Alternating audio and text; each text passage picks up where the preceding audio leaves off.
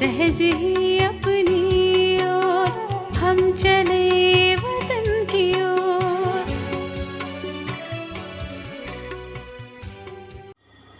ஓம் சாந்தி. 6/2/1976 அவ்யக்த பாப்தாதா மதுபன். வாணியின் தலைப்பு: பாப்தாதாவின் சகயோகி, வலது கரம் மற்றும் இடது கரம். பாப்தாதா இன்று விசேஷமாக அனைத்து குழந்தைகளையும் தன்னுடைய சகயோகி ரூபத்தில் பார்த்து கொண்டிருக்கிறார்.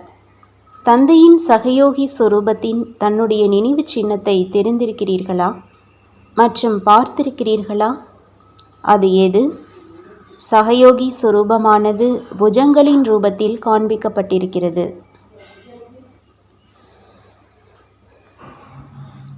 எப்படி விசேஷமாக காரியம் செய்வது உடலின் புஜங்களாகுமோ, அதேபோல் பாப்தாதாவின் காரியத்தில் காரியம் செய்யும் பொறுப்பாளர் ரூபத்தில் நீங்கள் அனைத்து குழந்தைகளும் இருக்கிறீர்கள்.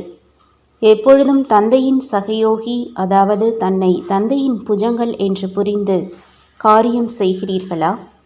புஜங்களிலும் வலது மற்றும் இடது இருக்கிறது. அதேபோல் காரியத்திலும் எப்பொழுதும் யதார்த்த ரூபத்தில் துணையாக இருக்கும் துணைவர்களை மற்றும் உதவியாளர்களையும் இவர்கள் என்னுடைய வலது கரங்கள் என்று கூறப்படுகிறது. அப்படி ஒன்று வலது கரம், மற்றொன்று இடது கரம். ஆனால் இருவருமே சகயோகிகள்தான். எனவே சாக்கார பிரம்மா பாபாவின் அநேக புஜங்கள் பிரசித்தியானது. வலது கரம் என்று யாரை கூறுவது? அனைவருமே கரங்களாக இருக்கிறீர்கள். கரங்கள் இன்றி எந்த காரியமும் நிறைவேற முடியாது. எனவே இந்த சாக்கார உலகத்திலும் இந்த காரியத்தில் விரல் கொடுங்கள் அல்லது இந்த காரியத்தில் உதவிக்கரம் நீட்டுங்கள் என்ற ஒரு பழமொழியும் இருக்கிறது. அப்படி கை என்றால் புஜம் மற்றும் விரல். இது சகயோகத்தின் அடையாளமாகும். நீங்கள் அனைவருமே சகயோகிகள்தான், ஆனால் வரிசை கிரமமாக இருக்கிறீர்கள். வலது கரத்தின் விசேஷமானது எப்பொழுதும் தூய்மையான, அதாவது சுத்தமானவராக மற்றும் உயர்ந்தவராக இருப்பார். எப்படி ஏதாவது உயர்ந்த மற்றும் சுத்த காரியம் உடலின் வலது கரம் மூலமாகத்தான் செய்யப்படுகிறது. அதேபோல் பாப்தாதாவின் சகயோகி வலது கரமாக இருப்பவர்கள் எப்பொழுதும் வார்த்தையில், செயலில் மற்றும் தொடர்பில் உயர்ந்த மற்றும் சுத்தமான, அதாவது தூய்மையாக இருக்கிறார்கள். அதாவது எப்பொழுதும் உயர்ந்த காரியத்திற்காக தன்னை பொறுப்பாளர் என்று புரிந்து நடந்து கொள்கிறார்கள். எப்படி புஜங்கள் மூலமாக காரியம் செய்விக்கும் சக்தி ஆத்மாவாகும், புஜங்கள் செய்பவர்கள் மற்றும் ஆத்மா செய்விப்பது. அதே போலவே வலது கரமாக இருக்கும் சகயோகி எப்பொழுதும் செய்விப்பவர் தன்னுடைய தந்தையை நினைவில் வைத்து பொறுப்பில் இருக்கும் செய்பவராக ஆகின்றார். தன்னை செய்விப்பவர் என்று நினைப்பதில்லை. எனவே அவருடைய ஒவ்வொரு காரியத்திலும் விலகிய நிலை, அகங்காரமற்ற நிலை மற்றும் புது உலக படைப்பின் உயர்ந்த தன்மையாகிய பணிவுத்தன்மை போன்றவை நிரம்பியதாக இருக்கும். ஒவ்வொரு வினாடி, ஒவ்வொரு எண்ணம் சம்பூர்ண பவித்திரமானதாக, அதாவது சுத்தமானதாக இருக்கும். அதைத்தான் உண்மை மற்றும் தெளிவானது என்று கூறுகிறார்கள். வலது கரமானவர்கள் விசேஷமாக சக்திசாலியாக இருப்பார்கள். பார்க்க போனால் ஏதாவது சுமையான ஒன்றை தூக்குவதற்கு வலது கரம் மூலமாகத்தான் தூக்குவார்கள். அதேபோல் வலது கரமாக இருக்கும் சகயோகி ஆத்மா எப்பொழுதும் உலக நன்மை, உலக மாற்றத்தின் காரியத்தின் பொறுப்பின் சுமை, அதாவது பொறுப்பை மிக சுலபமான முறையில் தூக்க முடியும். அதாவது அவர்கள் தன்னை பொறுப்புள்ளவர் என்று அனுபவம் செய்வார்கள். எப்பொழுதும் மாஸ்டர் சர்வசக்திவானின் நிலையை அனுபவம் செய்வார்கள். வலது கரத்தின் விசேஷமாக அவர்கள் செய்யும் காரியத்தின் வேகம் மிக அதிகமாக இருக்கும். அதே போலவே வலது கரமாக இருக்கும் சகயோகி ஆத்மாவும் ஒவ்வொரு பாடத்தின் தாரணையை மற்றும் நடைமுறை சுரூபத்தை கொண்டு வருவதில் தீவிரமாக முயற்சி செய்பவராக இருப்பார். எப்பொழுதும் எவரடியாக இருப்பார். இதுதான் வலது கரத்தின் விசேஷமாகும். இடது கரம் சகயோகியாக எப்பொழுதும் இருக்கிறார்கள். ஆனால் தூய்மையின் கூடவே தூய்மையின்மை, அதாவது எண்ணம், சொல் மற்றும் செயலில் சில நேரம் அதாவது அசுத்தமும் இருந்துவிடுகிறது. அதாவது முழுமையான தூய்மையானவர் இல்லை. முயற்சி செய்யும் வேகத்திலும் தீவிரத்தன்மை குறைவாக இருக்கும். செய்வார்கள், யோசிப்பார்கள். இடது என்றால் தாமதமாக செய்வார்கள். உடன் இருப்பார்கள், காரியம் செய்வார்கள். ஆனால் முழுமையான பொறுப்பை எடுப்பதற்கு தைரியம் வைக்க மாட்டார்கள். எப்பொழுதும் உற்சாகம், தைரியம் வைப்பார்கள். ஆனால் ஆதாரமற்றவர்களாக இருக்க மாட்டார்கள். அவர்களுடைய நிலை வெகு காலம் வக்கீலினுடையதாக இருக்கும். சட்டத்தை அதிகமாக யோசிப்பார்கள். ஆனால் லாபத்தை குறைவாக அடைவார்கள். தனக்குத்தானே நீதிபதியாக ஆக முடியாது. ஒவ்வொரு சின்ன விஷயத்திலும் முடிவான தீர்ப்பிற்காக நீதிபதியின் அவசியத்தை அனுபவம் செய்வார்கள். வலதுகரமாக இருப்பவர்கள் சட்டப்படி நடப்பவர்களாக இருப்பார்கள். நீதிபதியாகவும் இருப்பார்கள். ஆனால் வக்கீலாக இருக்க மாட்டார்கள். இப்பொழுது நான் வலது கரமா அல்லது இடது கரமா என்று தன்னைத்தானே சோதனை செய்யுங்கள். வக்கீலாக இருக்கிறேனா அல்லது சட்டப்படி நடப்பவனாக இருக்கிறேனா என்று சோதனை செய்யுங்கள். பாப்தாதாவிற்கோ இருவருமே சகயோகிகள்தான். எப்பொழுதும் தன்னை சகயோகி என்று நினைப்பதினால் சகஜயோகி ஆகிவிடுகிறார்கள். செய்விப்பவர் பாப்தாதாவின் கருவியாக தன்னை செய்பவர் என்று புரிந்து நடந்து கொண்டால் எப்பொழுதும் கவலையற்றவராக மற்றும் மகிழ்ச்சி நிறைந்தவராக இருப்பார்கள். அப்படி இன்று பாப்தாதா தன்னுடைய சகயோகி புஜங்களை பார்த்து கொண்டிருக்கிறார். அனைவருமே புஜங்கள்தான் இல்லையா? அனைவரின் இதயத்தில் நாங்கள் அனைவரும் புது உலக படைப்பை செய்யக்கூடிய, உலகை மாற்றம் செய்பவர்கள் என்ற இந்த நல்ல எண்ணம் எப்பொழுதுமே இருக்கிறதா? உலக மாற்றத்திற்கு முன்பு தன்னை முழுமையாக மாற்றம் செய்திருக்கிறீர்களா? எவ்வளவு தன்னை மாற்றம் செய்வதில் குறை இருக்குமோ அந்த அளவு உலக மாற்றத்தின் வேகமும் குறைவாக இருக்கும். தன்னுடைய மாற்றத்தின் மூலமாகத்தான் நேரத்தின் மாற்றம் செய்ய முடியும். தன்னை பார்த்தீர்கள் என்றால் தானாகவே நேரத்தை தெரிந்து கொள்ள முடியும்.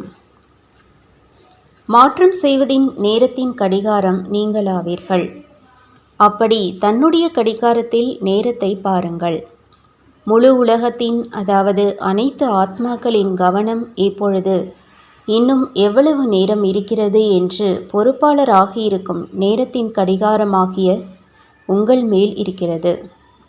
எனவே இந்த பழைய உலகத்தின் நேரத்தை முடிவு செய்வதற்கு பொறுப்பாளராக தன்னை நினைத்து கொண்டே தன்னை முழுமையானவராக ஆக்குங்கள். புரிந்ததா? நல்லது. அந்த மாதிரி உலக மாற்றம் செய்பவர், இரவை பகலில் மாற்றம் செய்பவர், பழையதை புதியதாக ஆக்கக்கூடியவர், பாப்தாதாவின் உயர்ந்த சகயோகி, அதாவது எப்பொழுதும் சகஜ யோகி. அப்படிப்பட்ட எப்பொழுதும் உலகிற்கு சேவை செய்பவர், உலகிற்கு நன்மை செய்யும் உயர்ந்த ஆத்மாக்களுக்கு பாப்தாதாவின் அன்பு நினைவுகள் மற்றும் நமஸ்காரம்.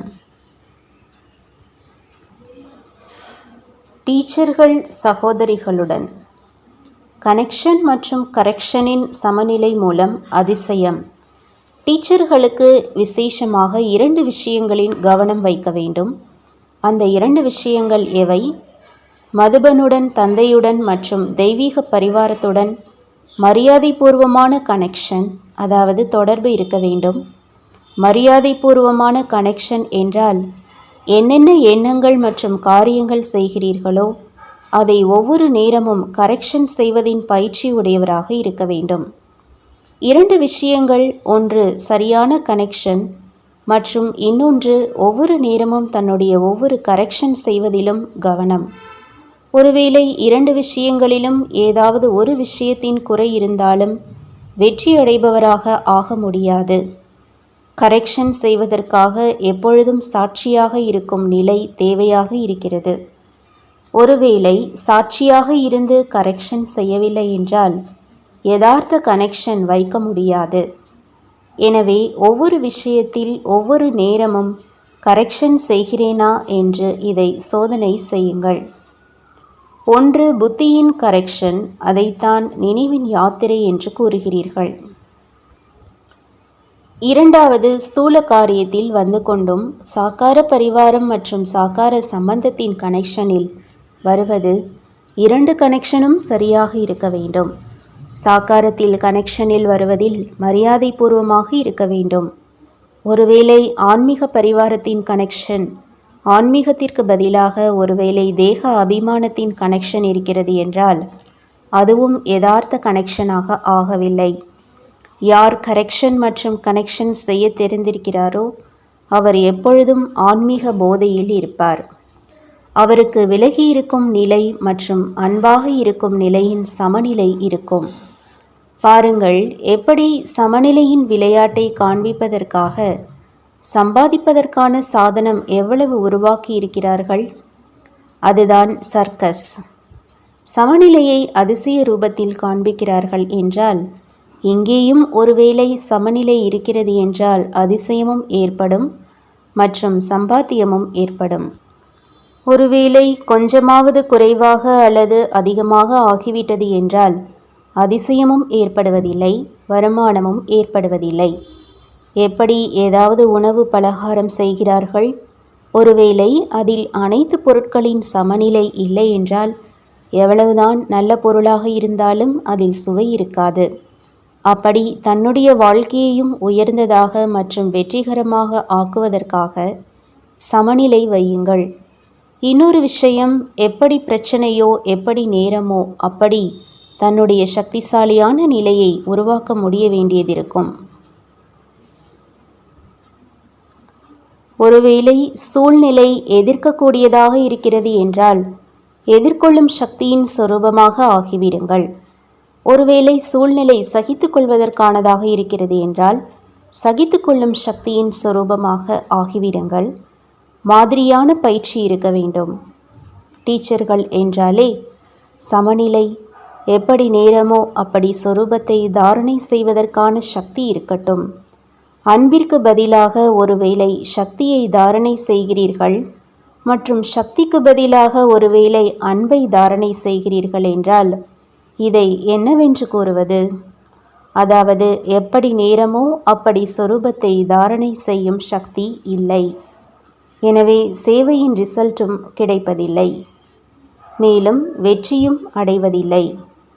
ஒருவேளை நம்பர் 1 டீச்சராக வேண்டும் என்றால் எந்த ஒரு தாரணையையும் முதலில் தாங்கள் செய்யுங்கள், பின்பு மற்றவர்களுக்கு கூறுங்கள். தானே செய்வதில்லை, ஆனால் மற்றவர்களுக்கு மட்டும் கூறுகிறீர்கள் என்று அப்படி இருக்கக்கூடாது. மற்றவர்களுக்கு என்ன டைரக்ஷன் கொடுக்கிறீர்களோ அதை முதலில் தன்னுள் இருக்கிறதா என்று சோதனை செய்யுங்கள். சகித்து கொள்பவராக ஆகுங்கள் என்று மற்றவர்களுக்கு கூறுகிறீர்கள். மேலும் நீங்களே அப்படி இல்லை என்றால் அவர் டீச்சர் அல்ல. டீச்சர் என்றாலே ஆசிரியர், அதாவது படிப்பை கொடுப்பவர். ஒருவேளை தானே அந்த படிப்பின் சொரூபமாக இல்லை என்றால் அவரை யதார்த்த டீச்சர் என்று கூற முடியாது. ஆசிரியர் என்றால் கல்வி சொரூபம் மற்றும் சமநிலை வைப்பவர் என்ற இந்த ஸ்லோகனை எப்பொழுதும் நினைவில் வைத்துக் கொள்ளுங்கள்.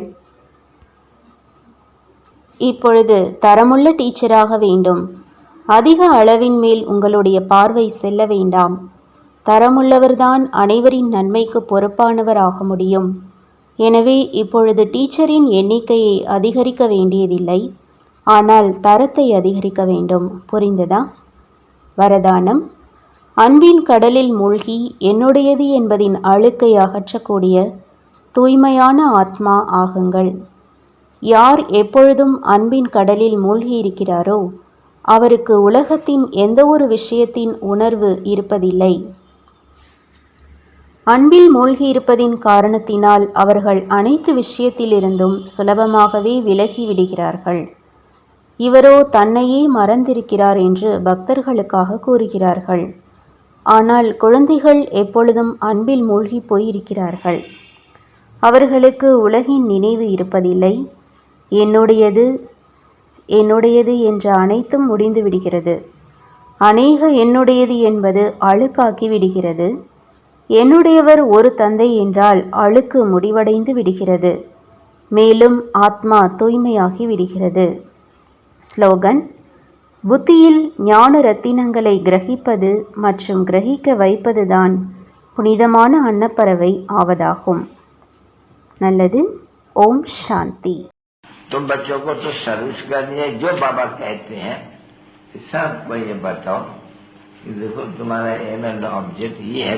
एक गीता है बगैर ये राजयोग है ना बच्चे. कैसे है राजयोग? बिल्कुल सहज है कि बाप को याद करो तो ये वैसा मिलेगा तुमको. ओम शांति.